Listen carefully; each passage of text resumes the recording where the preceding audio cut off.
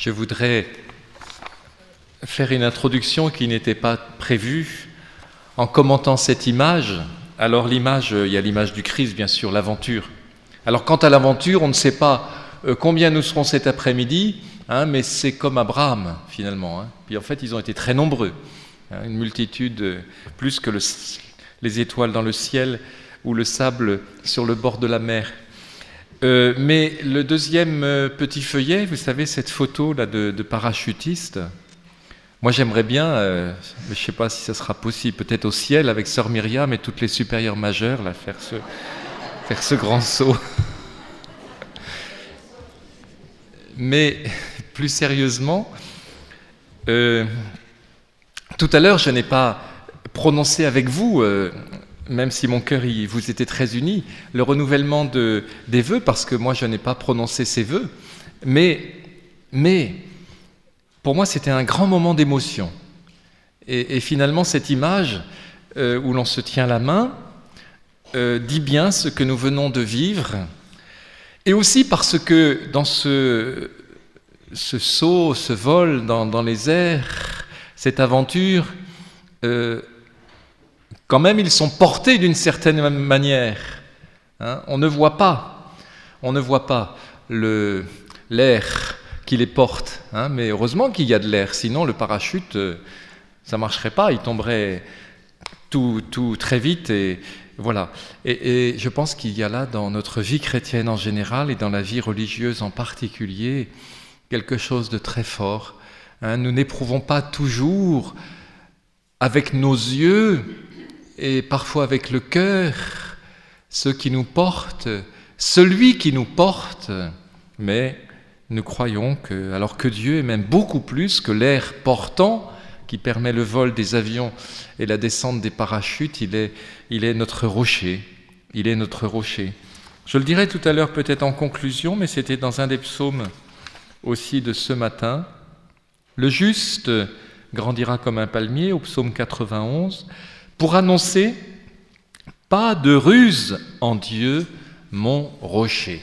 Voilà, appuyons-nous sur cette présence d'amour infini, solide, en notre Dieu. Alors, merci Sœur Myriam de m'avoir fait travailler un peu. En fait, vous vous avez dit, vous n'allez pas vous en tirer comme ça, à quitter notre diocèse de temps en temps pour aller à Paris ou on ne sait pas où, pour travailler pour les jeunes en France.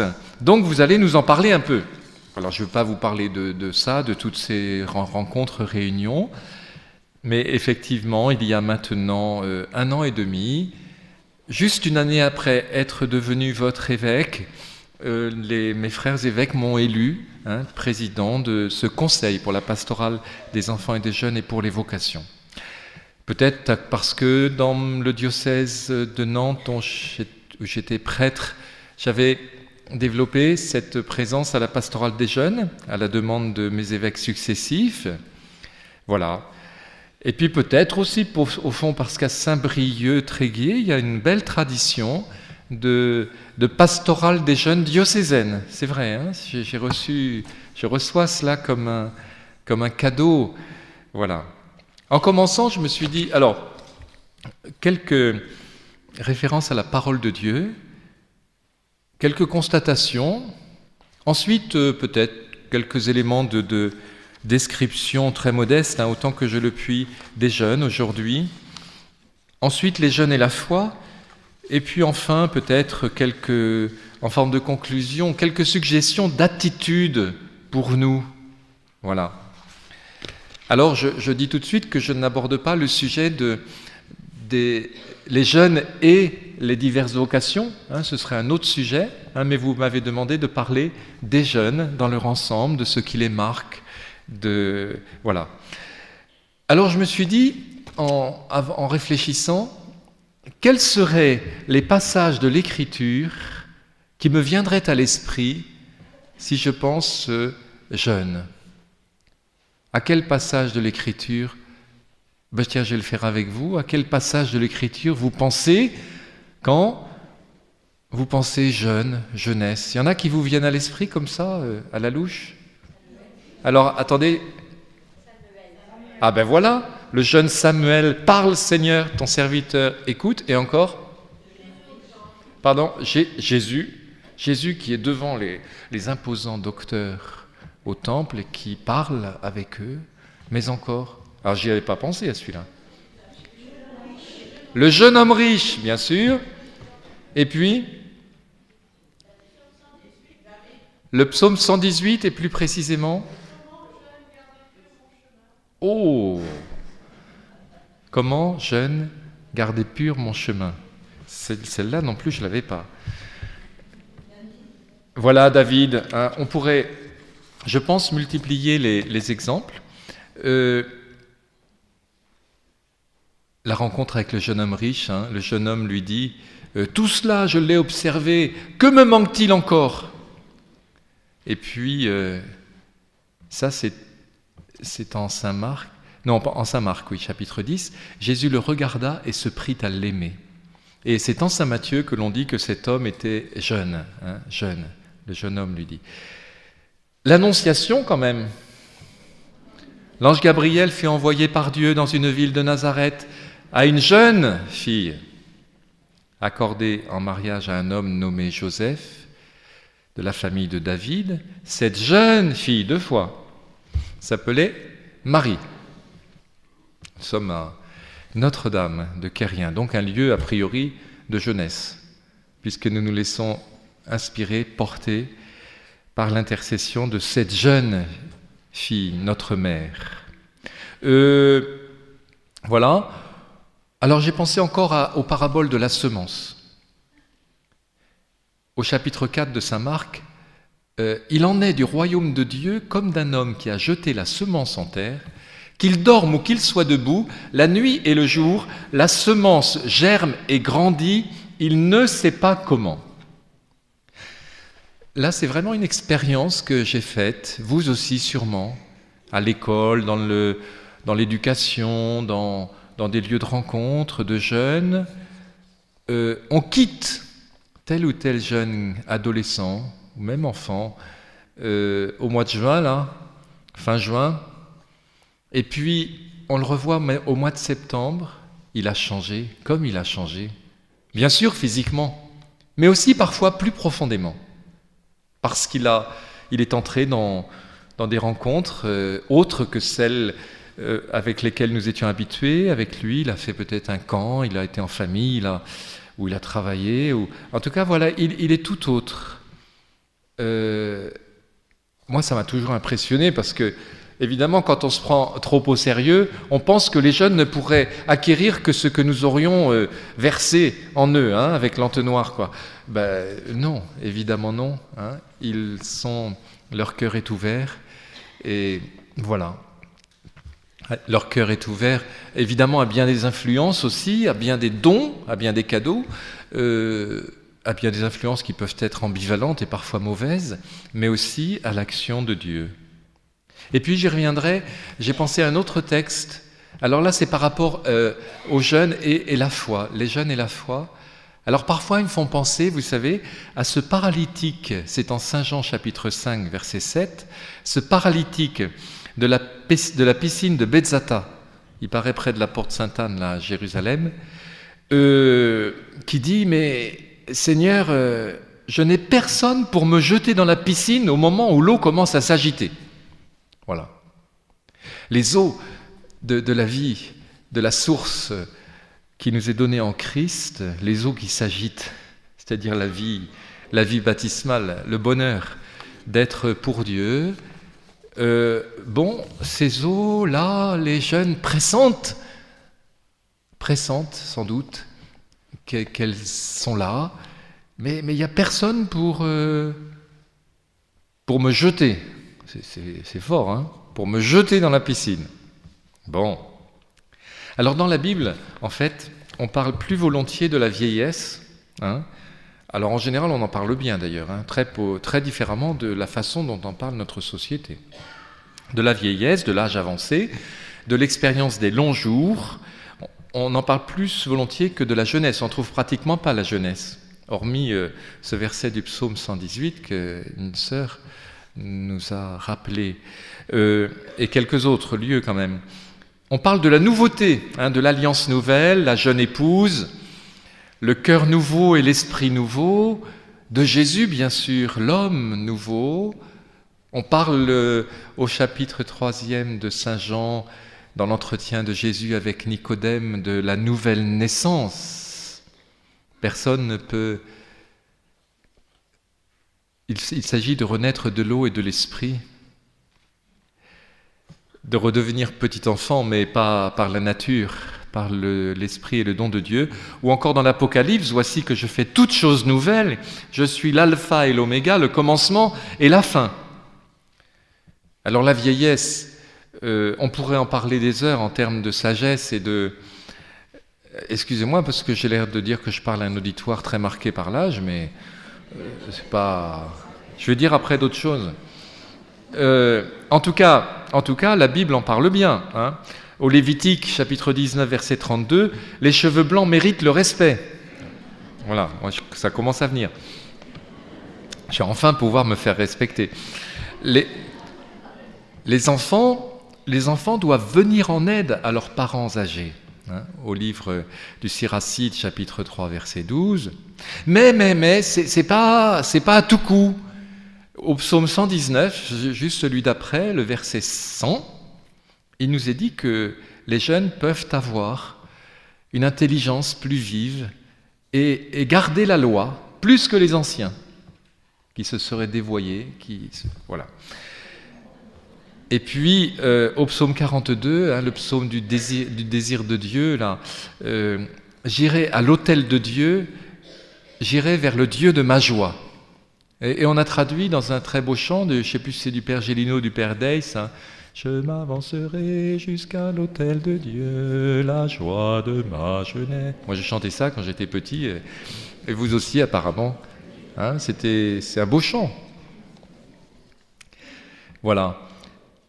Alors, quelques constatations qui me semblent important de dire tout de suite. Et puis, plus à la fin de mon propos, je parlerai des attitudes, mais des constatations qu'il faut se redire de temps en temps, c'est que nous avons tous été jeunes. Non ? Voilà. Et parfois, même les personnes qui ont un peu d'âge en parlent avec abondance du cœur. Nous avons tous été jeunes. Et puis, deuxièmement, les jeunes prendront de l'âge. J'ai envoyé cette semaine, le 10 avril, un SMS à ma filleule, l'aînée de mes neveux et nièces, et je lui ai dit un peu avec malice, allez encore en effort, tu arrives du côté des cadras, elle a eu 39 ans. Et m'a répondu, oui, mon oncle, tonton, mais il y aura toujours 22 ans pour nous séparer. Voilà. Et donc, quand même, nous avons tous été jeunes, et les jeunes prendront de l'âge. Nous appartenons à un temps, à une culture, à une époque qui a pris l'habitude de distinguer, voire d'opposer les classes d'âge, les jeunes et les vieux. Mais rassurez-vous, les vieux, pour des jeunes de 15 ans, ça commence à 21 ans, 22 ans, ou en tout cas sûrement 25 ans. Alors ça passe évidemment par des codes vestimentaires, par des cultures, des formes de musique. Ça, il me semble, c'est une constatation évidente. Je crois qu'il faut renoncer très vite à explorer ou à aimer les musiques des jeunes. Enfin, il y a des belles exceptions. Il y en a qui ont une capacité à entrer, à goûter des formes de musique rock, métal, hard, et tout ce que vous voulez. Moi, j'ai jamais réussi et j'ai même pas essayé. Mais voilà, nous devons nous rappeler que nous appartenons tous à la famille humaine. Nous avons plus en commun que ceux qui nous séparent. Et personne, évidemment, au titre de cette commune humanité, personne ne serait disqualifié pour écouter des jeunes, pour parler à des jeunes, pour se mêler à une conversation de jeunes même. Au nom de quoi ? On dirait le contraire. Je me demande. Personne n'est disqualifié. Nous avons plus en commun que ceux qui nous séparent. Ce jeune qui, effectivement, j'y reviendrai quand même, m'étonne, me surprend, me déconcerte, avec qui la communication n'est pas très aisée, ce jeune homme, cette jeune fille, ce garçon, cette fille, est un frère, une sœur, en humanité. Nous devrions toujours nous rappeler cela en éducation, dans nos familles, en paroisse. Et je me demande parfois si ça n'est pas parce que nous avons oublié cela que des paroissiens, par ailleurs très généreux et très, très participants et qui font vivre vraiment la paroisse, me disent bah, les jeunes, non, c'est trop compliqué, on va rien leur demander parce que ça va, c'est impossible, hein, et puis ils vont pas être capables, et puis c'est trop différent de nous, quoi, et puis ils vont nous casser les oreilles en plus avec leur musique, dans la liturgie. Donc, nous avons plus en commun que ceux qui nous distinguent. Je n'ai pas dit ceux qui nous divisent, ceux qui nous distinguent. Voilà. Par ailleurs, cette compréhension des différents âges de la vie nous rappelle que notre existence, quel que soit notre âge, s'inscrit dans une histoire. Nous nous rappelons donc dans ce sujet qui nous est proposé que nous nous rappelons le temps qu'il faut pour grandir, pour mûrir, pour accepter certaines épreuves. C'est le temps qui est le nôtre. Mais il nous faut avoir aussi conscience de ce temps lorsque l'on se trouve avec des jeunes, pour ne pas récolter le blé en herbe, hein, comme on dit, pour ne pas tirer trop vite sur la plante qui pousse, mais pour ne pas non plus abandonner le grain semé dans le sillon entrouvert, pour ne pas l'abandonner, mais en prendre soin. Alors là, je rends hommage au fond à la fidélité, hein, et y compris à la fidélité dans nos vocations. C'est la fidélité qui donne sens à une vie. Et non pas absolument la multiplication désordonnée des expériences. Rien ne porte du fruit sans la durée. Et le dernier mot compte autant que le premier. La vraie jeunesse n'a pas d'âge. La vraie jeunesse n'a pas d'âge. Alors s'il y a dans la jeunesse le goût de l'aventure, moi j'ai trouvé très beau ce choix. Enfin, moi je me suis félicité de ce choix de l'aventure de la vie consacrée. L'audace de la liberté, la soif de vérité, hein, qui habite le cœur de l'homme, le désir de chercher la source. Là je parle de vous dans la vie consacrée, mais je parle des jeunes. Je pense que tout cela les anime, même si c'est caché. L'expérience forte de l'amitié et l'attente de relations à construire. La soif de se dépasser, la soif d'absolu, l'envie de faire des choix forts. Et donc la fidélité pour vivre tout cela. Je cite un petit mot de Monseigneur Jean-Claude Boulanger, évêque de Bayeux-Lisieux. C'est dans son bulletin diocésain, son éditorial que j'ai reçu hier, vous voyez alors. Mais j'ai trouvé ça, j'ai dit je vais copier. Enfin en citant, hein, il n'y a pas de plagiat. Hein. Donc Monseigneur Boulanger, peut-être qu'il lui a pris ça hier, je sais pas, je crois que j'avais déjà entendu ça. Être dans le vent est une ambition de feuille morte. Hein. Donc voilà, cherchez pas à être dans le vent. Parce que vous allez être comme des feuilles mortes et peut-être éventuellement balayées par la première bourrasque, quoi, au point de disparaître. Voilà, je me rappelle, pour terminer cette introduction, sur des constatations, mais qui appellent en même temps la justesse de nos attitudes, par le témoignage d'une dame maintenant très âgée. J'ai pas entendu à Nantes, j'ai pas entendu qu'elle était passée chez le Seigneur, direct, mais quand je l'ai quittée il y a 3 ans, bientôt, elle avait 94 ans, je crois. Hein. Donc, elle a bien vécu. Hein. Et alors, Huguette, elle s'appelle. Elle a été fondatrice à Nantes du guidisme, hein, des Louvettes, des Jeannettes, des guides de France, avant la Deuxième Guerre mondiale. Hein. Et alors, elle rayonne, c'est incroyable. Elle a un rayonnement, la lumière monte par l'intérieur, quoi. Elle est belle même. Hein. Alors elle a des rides quand même, hein, mais justement elle est belle au-delà de ses rides à cause de cette lumière, et les gens viennent vers elle. Alors un jour je lui ai demandé, je lui ai dit, mais Huguette, comment se fait-il que vous soyez... Elle avait eu des épreuves, elle avait perdu un fils pas très âgée, tout ça. Et puis, comment se fait-il que vous soyez comme ça, assez heureuse de vivre, assez rayonnante?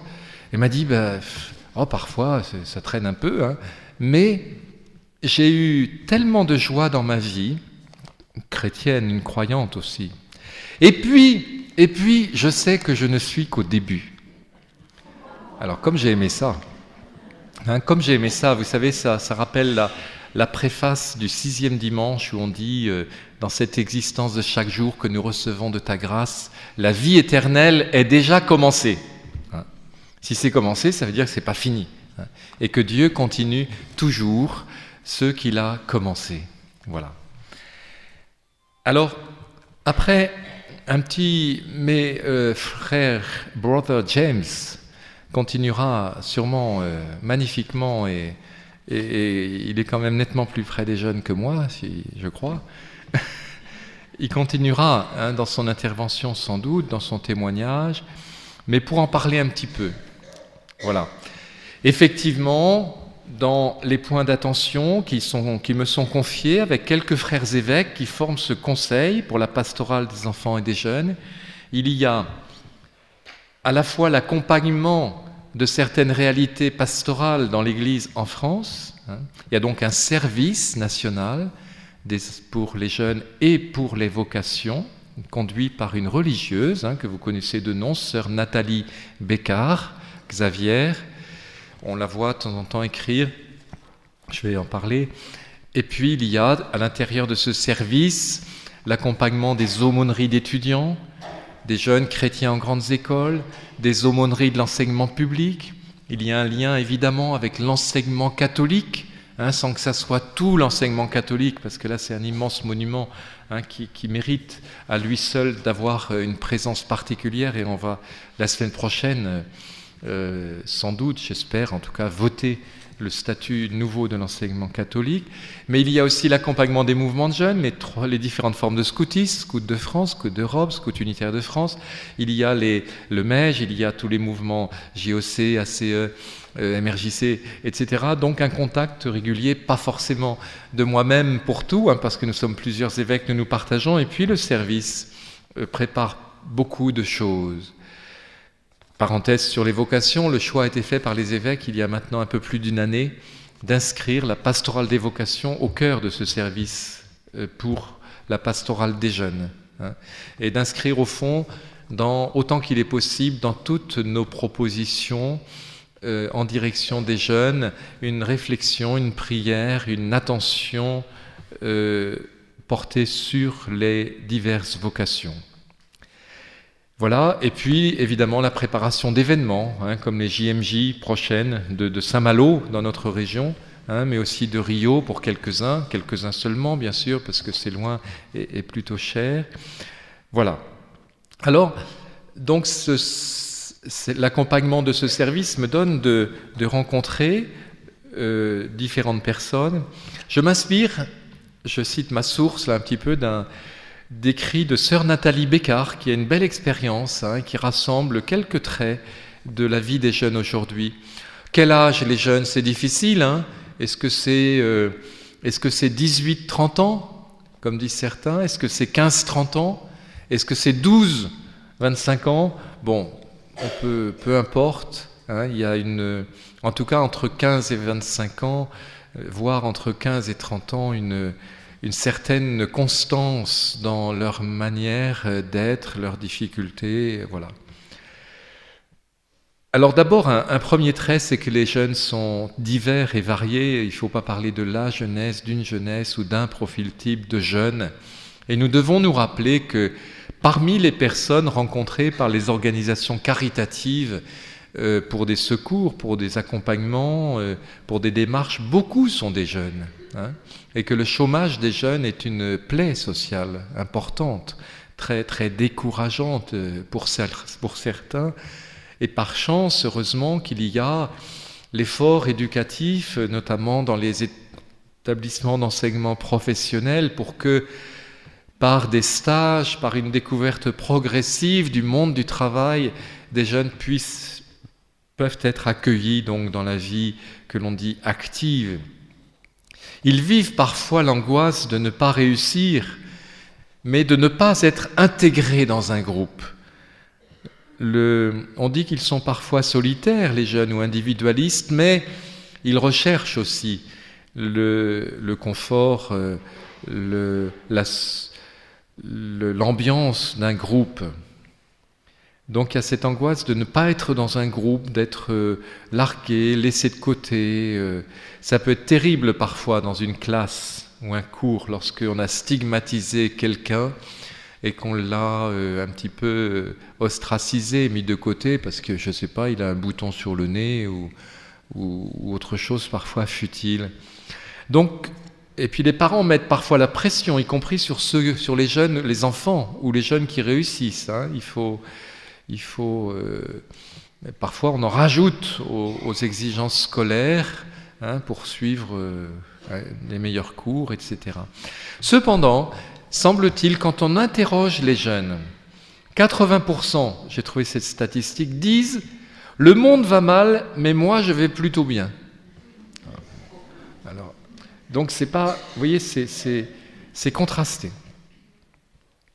Alors, sœur Myriam y a fait allusion tout à l'heure, ils sont nés avec une souris dans la main. Hein. Ou plutôt maintenant, parce que la souris s'est dépassée, enfin pour eux, avec un pouce très développé. Les généticiens pensent que le pouce va devenir assez énorme, hein, parce que c'est avec le pouce que l'on envoie des SMS. Alors je ne sais pas si dans le train ou en bus ou quand on est avec des jeunes, vous les avez vus, observés, mais moi je n'arrive pas à atteindre leur vitesse de mobilité du pouce et d'exactitude. On est désavantagé aussi par ses plus gros doigts éventuellement. Et donc un philosophe connu qui intervient de temps en temps sur France Info, qui s'appelle Michel Serres, a écrit un livre il n'y a pas très longtemps intitulé « Petite poussette ». Alors ça c'est la figure féminine, hein. Petite poussette, la génération mutante. Voilà, donc il parle d'une véritable mutation, puisque effectivement, ils zappent. Alors, remarquez bien que tout ce que je dirais de jeunes, hein, ça peut valoir de religieuses, hein, hyper branchées, ou de religieux, je ne sais pas. Bon, c'est peut-être pas la majorité. Mais je veux dire en tout cas que ce que l'on dit des jeunes, ça marque aussi la société adulte d'aujourd'hui. Ils zappent, passent d'une chose à une autre. Ils passent très rapidement d'une chose à une autre. On me disait encore dans la confirmation à Merdrignac de dimanche dernier que, en la préparant, les jeunes ont une capacité étonnante à passer du chahut au recueillement. Alors on met en œuvre des grosses pédagogies pour que ça soit progressif, quoi. Hein, alors on risque d'ailleurs de rajouter un trop plein de paroles. Ben pas du tout. Il faut peut-être parfois pas grand-chose. Hein, pour passer de ceci à cela. Du point de vue météorologique, si vous voulez, ils sont plus méditerranéens que atlantiques, hein, ou océaniques, quoi. Hein, voilà, c'est-à-dire ça. Voilà, c'est rapide. Ils habitent une société où les possibles sont innombrables. Tout s'offre, évidemment dans le désordre. Et donc, il y a une véritable question de choix et de discernement qui est posée. Ils sont mobiles, comme le nom de leur téléphone. En fait, pas tous. Peut-être qu'une des marques de la pauvreté, y compris donc pour des jeunes, de la précarité, c'est de ne pas pouvoir bouger, hein, parce qu'on n'a pas de moyens de locomotion, ou parce qu'on n'a pas eu l'opportunité de partir en vacances, ou d'appartenir à une école qui a permis un échange scolaire ou un stage de découverte, etc. Donc il ne faut pas oublier ça. Mais cependant, dans l'ensemble, ils bougent beaucoup plus que nous, quoi. Hein. Moi, je rencontre encore maintenant des gens qui m'ont dit « Oh, mais il a fallu que j'ai 14 ans dans les Côtes d'Armor, du Nord à l'époque, pour que j'aille voir la mer. Hein. » Voilà, ça demandait un certain temps, hein, de se déplacer. Ils sont mobiles, ils s'assemblent, pas forcément physiquement, mais grâce à ce qu'on appelle donc les réseaux sociaux, dont le plus célèbre, en tout cas pour eux, le plus adapté, enfin celui qu'ils utilisent s'appelle Facebook. Il y a Twitter aussi, mais c'est un peu souvent pour des plus âgés, dans le monde des journalistes, des nouvelles. alors moi, c'est à Saint-Brieuc que j'ai découvert ça, par rapport à mes méthodes de vieil aumônier de lycée ou de pastoral des jeunes que j'ai connues quand même, où on invitait des jeunes par mail, on s'arrangeait pour parfois leur téléphoner si on pouvait, ou alors dans les temps plus anciens, on envoyait une circulaire là, avec la machine à alcool, vous savez, hein, puis tout le monde rigole parce que tout le monde a fait ça. Hein. Bon, là, ça marche plus hein, si on fait ça. Et alors ici, j'ai vu avec Hervé Levézouette, le père Hervé Levézouette, que lui, un temps fort de pastoral des jeunes, donc celui-ci, par exemple, moi je l'ai vu apparaître, non pas sur Facebook parce que moi j'y suis pas, mais enfin sur Internet. Donc c'est comme ça que l'on se convoque, que l'on se fait signe, ce qui donne parfois lieu à des choses assez grotesques, du genre les apéros Facebook, vous savez, où il y a un qui a voulu fêter son anniversaire, il a mis ça en ligne, et puis il y en a 2000 qui peuvent venir, quoi. C'est compliqué. Hein. Mais ils s'assemblent de ce point de vue-là, ils deviennent amis, entre guillemets, parce que c'est une amitié évidemment superficielle et qui n'est pas du tout ce que l'on entend communément par l'amitié. Voilà. Donc cet aspect des choses, il ne faut pas le service de la conférence des évêques est très actif hein, dans ce domaine-là. Et les codes et les manières d'annoncer l'évangile donc aussi hein, changent et notamment l'image prend beaucoup d'importance et l'image animée.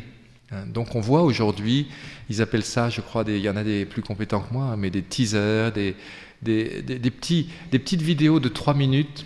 Hein, si vous avez quelque chose à faire, c'est la petite vidéo de 2 minutes, 2-3 minutes, hein, qui appelle, qui parle une catéchèse en 3 minutes, voilà. Il y a l'évêque de Soissons, Monseigneur Giraud, qui fait tous les jours une tweet homélie, c'est-à-dire une homélie en 140 signes, hein, voilà.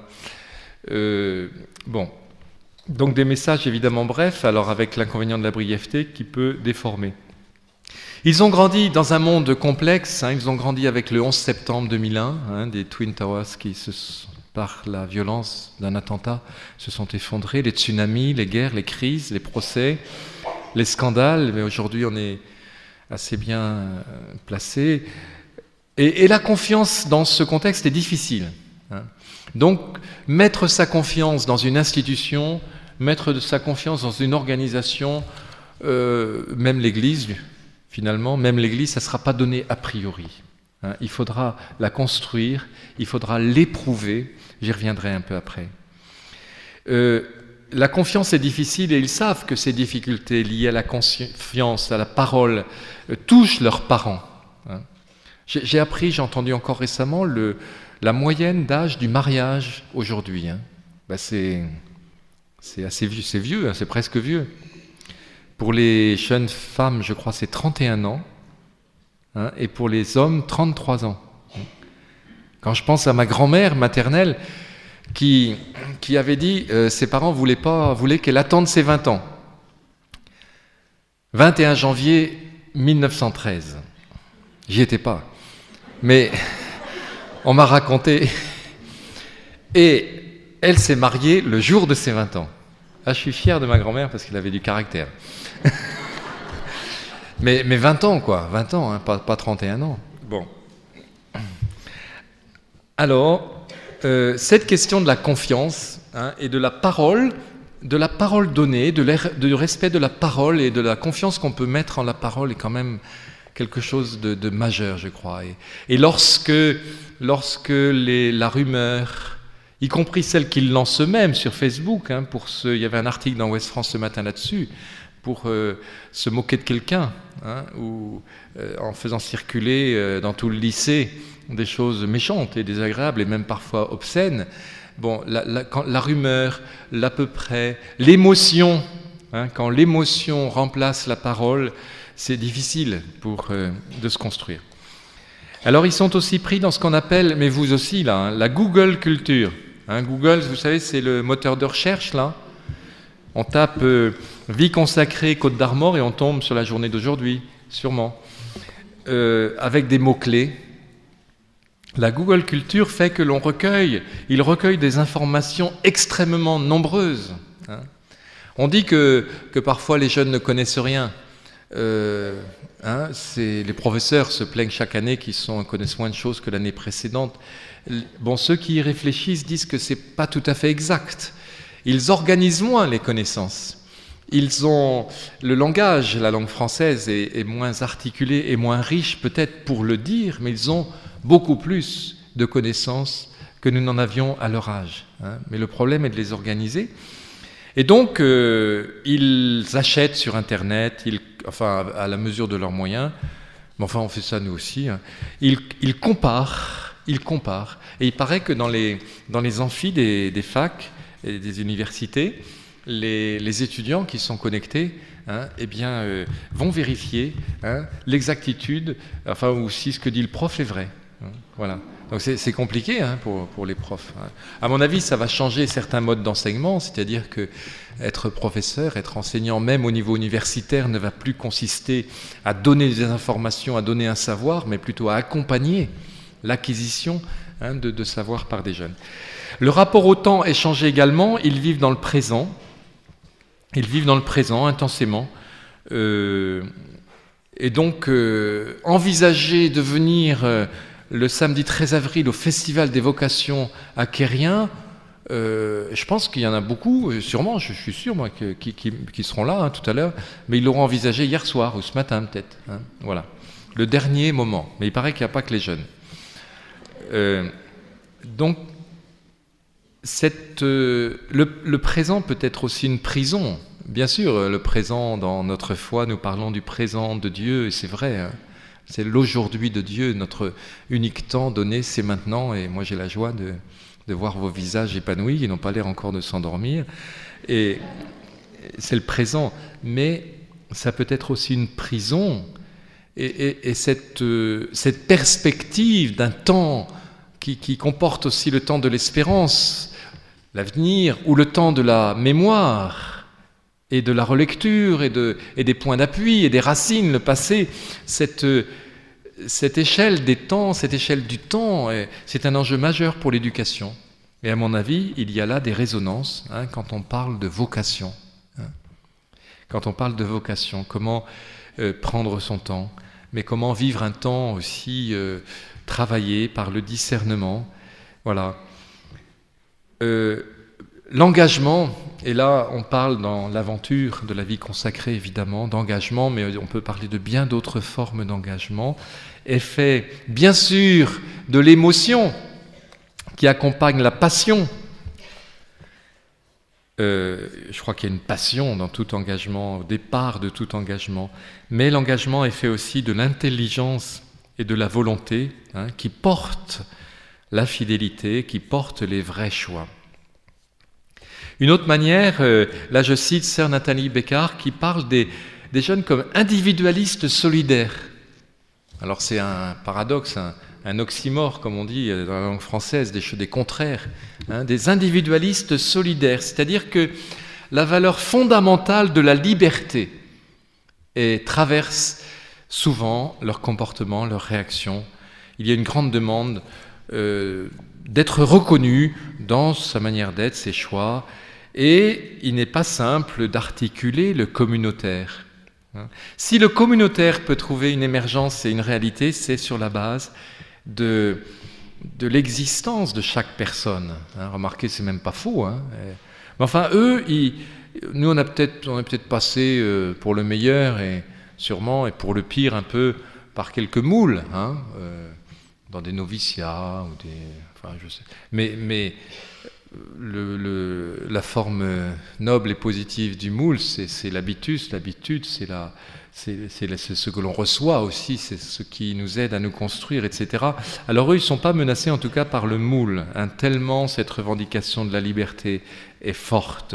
Sauf alors les moules qui les façonnent et dont ils n'ont pas conscience.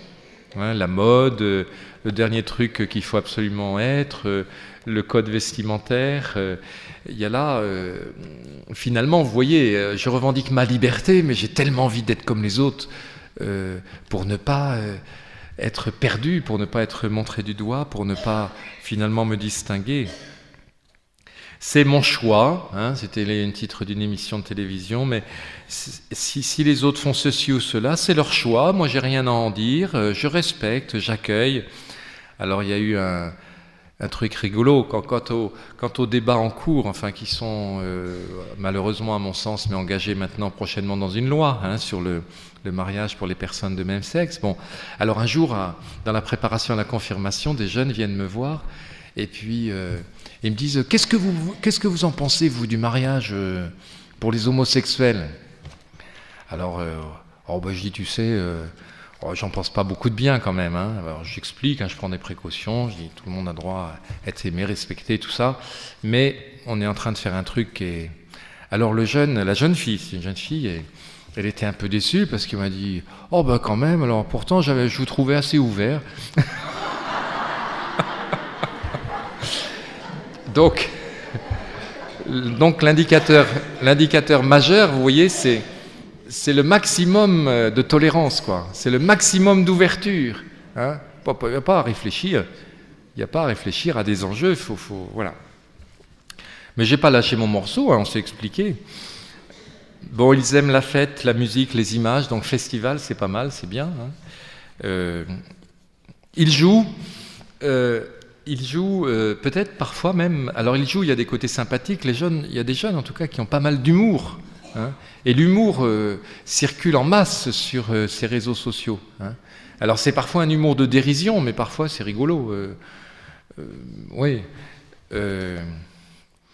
Mais ils jouent aussi peut-être un peu parfois avec la vie. Ils jouent leur vie, mais on peut jouer avec sa vie aussi, notamment dangereusement. Hein, la vitesse sur la route, l'alcoolisme rapide, jouer à être sous le plus vite possible. Moi, j'avoue que ça m'a jamais effleuré comme envie. Enfin, j'aime bien le bon vin, mais j'ai jamais été sous de ma vie. Mais alors surtout, ça peut arriver d'être sous. Mais jouer à être alcoolisé le plus vite possible, c'est quand même un problème. Mais ça procède hein, de ce désir de fête, d'extravagance, d'expérimenter l'extraordinaire, l'exceptionnel. Hein, bon, voilà. Ils ne veulent pas tout sacrifier pour cette raison aussi à la valeur travail. Hein. Les chefs d'entreprise nous disent qu'ils ont parfois de la peine à intéresser des jeunes, même de grande valeur professionnelle, à une évolution, à un avancement ou à telle formation, parce que ils ont atteint un certain... Bon, ça va, quoi, je gagne ma vie, faut pas non plus tout consacrer. Alors ça vient infléchir un peu une période où, notamment pour peut-être plutôt pour l'encadrement, hein, mais où on pressurait le citron. Alors on pressure le citron aussi pour des gens qui travaillent autrement, manuellement ou à la chaîne, hein, mais où on leur demandait, pour progresser, de rester jusqu'à 10h du soir au bureau. Là, il paraît que c'est un peu en reflux, ça. Hein, voilà. Bon, il faut que j'avance. Hein. En tout cas, à travers tout ça, c'est pas si simple de construire son identité, de se constituer avec tant de données, hein, dans un monde complexe et incertain, sans repères, comme l'on dit. S'il y a des repères, en tout cas, et s'il faut en trouver, ils ne peuvent pas s'imposer artificiellement comme de l'extérieur en disant c'est comme ça, on te le dit, voilà. En revanche, ils s'engagent tout de même, les jeunes. Moi, je dis ça volontiers. Souvent, il y a des jeunes, notamment dans la coopération, hein, avec la DCC ou Point Cœur ou d'autres organismes, ou Fidesco, dans la proximité des plus pauvres, parfois ils s'engagent. C'est étonnant par exemple dans les mouvements de jeunes, même s'ils souffrent certains, il y a quand même des jeunes qui s'engagent pour des plus jeunes. Mais ils se méfient, comme je l'ai dit, des institutions, des programmes tout faits d'avance. C'est le charisme des personnes qui fera autorité. Ce sont les personnes rencontrées.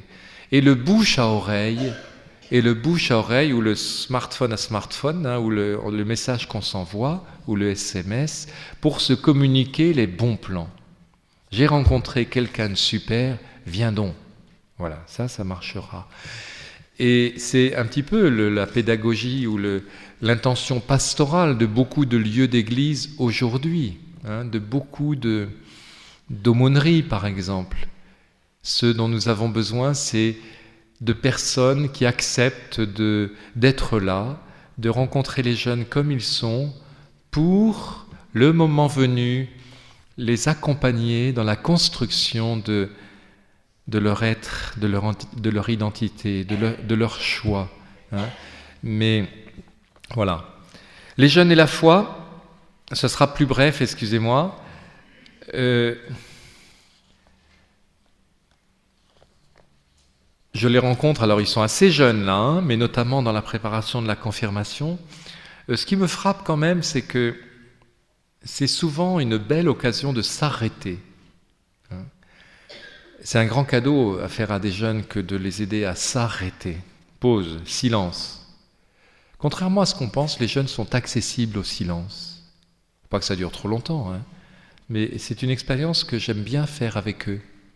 Quand on est à Lourdes parfois et qu'on va sur la petite colline du Béout, là au-dessus des sanctuaires, moi je commence toujours par faire le silence pour écouter les bruits de la ville, s'il y en a, mais pour écouter aussi le bruit intérieur, enfin cette douce présence peut-être de quelqu'un, ou bien éventuellement le bruit plus violent de nos soucis ou de nos inquiétudes. Mais donc c'est une belle occasion pour s'arrêter, la confirmation, pour voir ce qui a de l'importance et ce qui n'en a pas. Et c'est là que nous avons besoin de témoins, qui ne vont pas dire « t'es obligé de faire comme ça » ou « faut absolument que tu prennes ce chemin », mais qui vont dire « écoute, puisque tu me le demandes, pour moi, ça a été vraiment important. Hein, ou voilà ce que je suis devenu à cause de Jésus. » Ils pressentent qu'il y a du côté de Jésus comme une vraie vie, comme une vie intense et belle.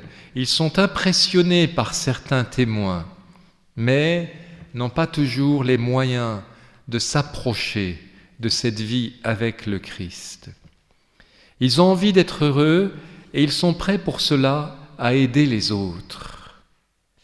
Ce n'est pas facile pour eux parce qu'ils souffrent parfois du mauvais regard des autres ou bien d'une ambiance de société où il est plutôt ringard de parler de Dieu ou de mettre sa foi en Dieu.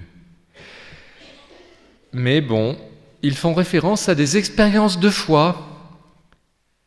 Une journée passée dans une abbaye, frère Florent, à Landévennec ou ailleurs, un temps de prière, une participation à une célébration, un pélé, un mouvement.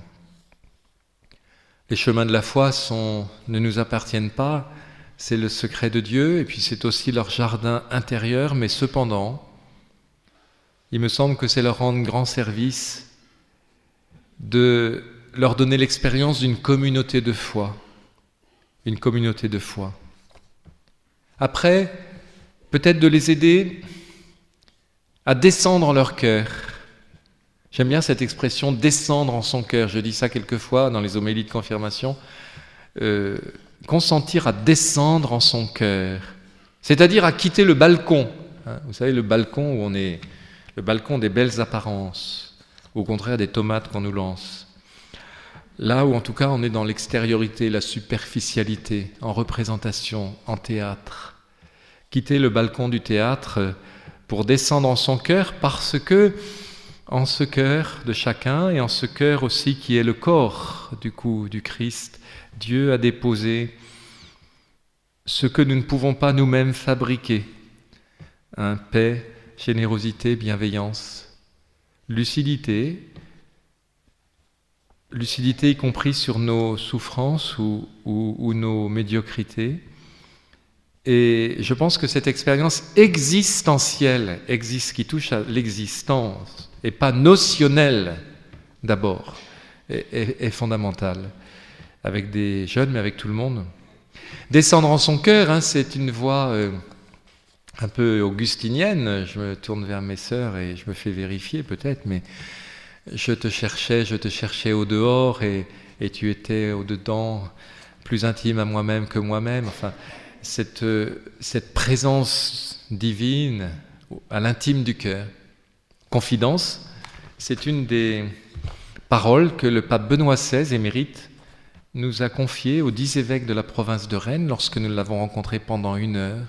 Il a dit, si je l'ai déjà dit, donc excusez-moi si vous l'avez entendu et je me répète, il y a trop de tristesse dans le monde. Soyez des témoins de la joie, car le cœur de l'homme est ouvert à Dieu. C'est une grande conviction, c'est une grande, parce qu'il prie pour nous toujours, il travaille sur... Pour Benoît XVI, cette ouverture du cœur de l'homme à Dieu, cette capacité de Dieu. Voilà, donc descendre en son cœur. Troisièmement, j'ai dit une communauté. Deuxièmement, descendre en son cœur. Troisièmement, l'intelligence de la foi. Oui, aider des jeunes quand même à apprendre les mots de la foi dans cette année de la foi, et aussi à la faveur du 50e anniversaire du Concile Vatican II, nous comprenons qu'il y a un donné de la foi, une tradition de la foi au sens où elle se transmet, une référence, un objet de la foi, une grammaire de la vie chrétienne qui sont importants. Et je me réjouis parce qu'un certain nombre de jeunes, dans notre diocèse aussi, prennent vous savez, le petit livre jaune qui s'appelle YouCat. Je le conseille d'ailleurs à toutes les communautés religieuses. YouCat, c'est en fait un résumé, mais c'est beaucoup plus que cela, du catéchisme de l'Église catholique. C'est comme Youth, ou Young, jeune, et puis catéchisme. Et ça, c'est un énorme succès de librairie, énorme, parce que des groupes prennent un petit passage et puis ils échangent entre eux là-dessus, justement avec cette intention de ceux qui les accompagnent, en tout cas, d'entrer dans une intelligence de la foi. Parce que c'est pas parce qu'on est chrétien qu'on doit être idiot. C'est ce qu'on dit couramment autour de nous, mais bon, quand même, ça faut arrêter avec ça. Voilà. Et puis quatrièmement, mais il y aurait d'autres choses à dire, entretenir une part de générosité en son cœur. C'est une double forme de la générosité de la prière, inviter des jeunes à l'offrande, de même de leur temps un peu à Dieu qui les aime et qui les attend, mais c'est une générosité aussi sociale pour les autres. Celui qui aime connaît Dieu. Il m'arrive de dire parfois à des jeunes, tu comprends rien à la foi, moi non plus d'ailleurs. Enfin, je veux dire, il y a ce mystère quand même incroyable de Dieu, c'est indicible. Et puis parfois, il y a la jeune Thérèse de Lisieux, tiens, par exemple, qui a eu aussi ces nuits de la foi.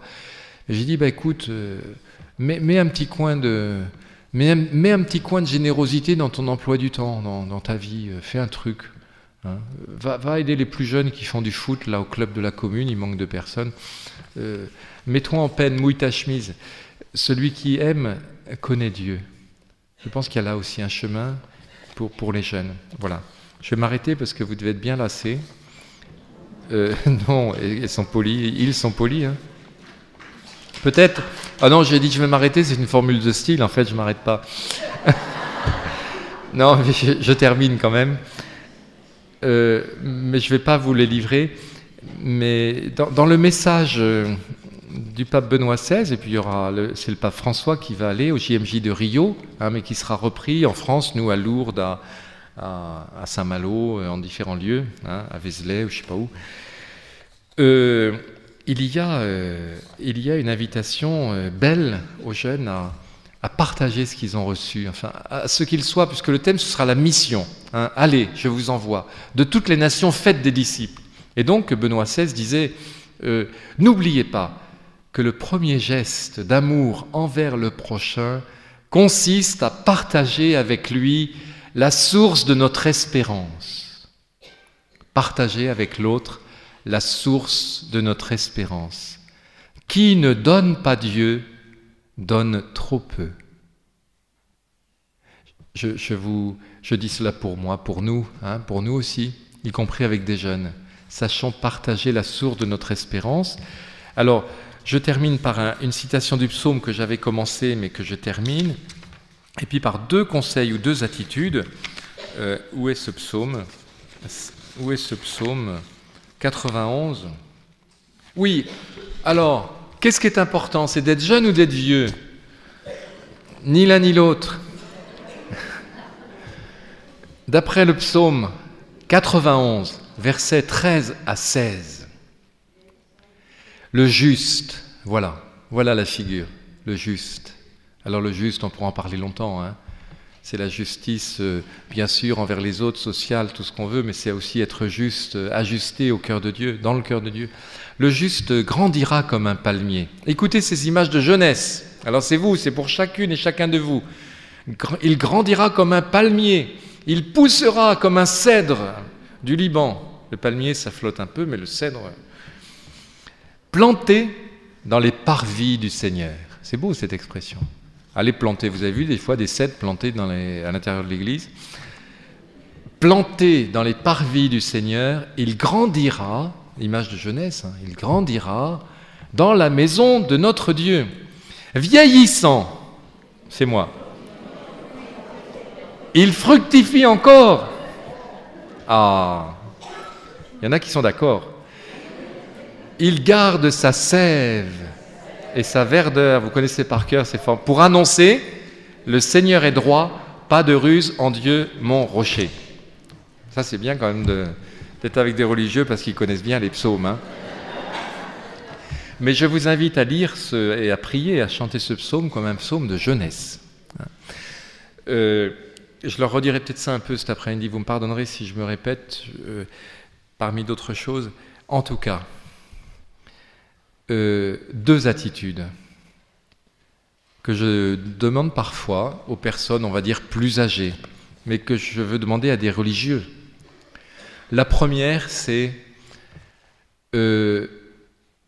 arrangez-vous, quand on vous le demande, comme dit saint Pierre, pour rendre compte de l'espérance qui est en vous, pour dire ce que vous êtes devenu à cause de Jésus. Alors là, on va pouvoir un peu, là, j'espère, hein, aujourd'hui. Mais, à l'intérieur même de notre Église, il y a trop de séparation. Soi-disant, le mouvement chrétien des retraités n'aurait plus rien à dire à des jeunes.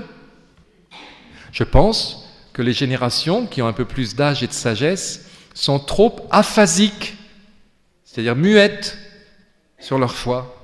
Qu'est-ce que ça vous a fait? Pourquoi vous êtes restés chrétiens? Pourquoi vous n'êtes pas partis? Pourquoi vous n'êtes pas triste quand même? Vous êtes de temps en temps un peu heureux. Mais dites-nous, mais racontez-nous, mais les jeunes attendent que vous leur racontiez. Et puis la deuxième chose, c'est, ça aurait peut-être été être témoin de foi. Bon, je ne vais pas dire la charité, mais ça va de soi. Mais être témoin d'espérance. Être témoin d'espérance, c'est s'arranger, arrangez-vous aussi, pour faire comprendre à des jeunes que la voie est ouverte. Si vous leur dites, comme tous les tamalous de la terre, « Oh, ben qu'est-ce que j'ai comme douleur ce matin? Qu'est-ce que ça va pas? Et puis le monde, et puis l'avenir n'est plus ce qu'il était, comme disait Woody Allen, qui reprenait, je crois, Paul Valéry. L'avenir n'est plus ce qu'il était. » Bon, évidemment, si on passe son temps à faire ça, ça ne va pas leur donner envie de grandir. Hein. Ça ne va pas leur donner envie de s'aventurer, ça ne va pas leur donner envie de nous rejoindre dans le grand âge. Donc arrangez-vous, même, j'allais dire même si ce n'est pas vrai, si, il ne faut jamais dire ce qui n'est pas vrai. Parce que c'est vrai qu'on a des douleurs, enfin pas trop, mais on peut quand même, ou qu'on a des lassitudes, ou qu'on a des épreuves bien sûr, ou qu'on a des tristesses, ou qu'on a des choses ratées. On a des choses ratées dans notre vie. Bon, ben c'est pas grave. C'est sérieux, mais c'est pas grave. Arrangez-vous pour leur dire que la vie est devant. Hein, et que même si on a mal parfois quelque part, ben, on tient debout. On tient debout dans le Seigneur. C'est, à mon avis, un des plus grands témoignages, comme Huguette, mon amie Huguette, que des personnes, on va dire un peu âgées, ont à donner à des plus jeunes. Voilà. Là, j'arrête vraiment.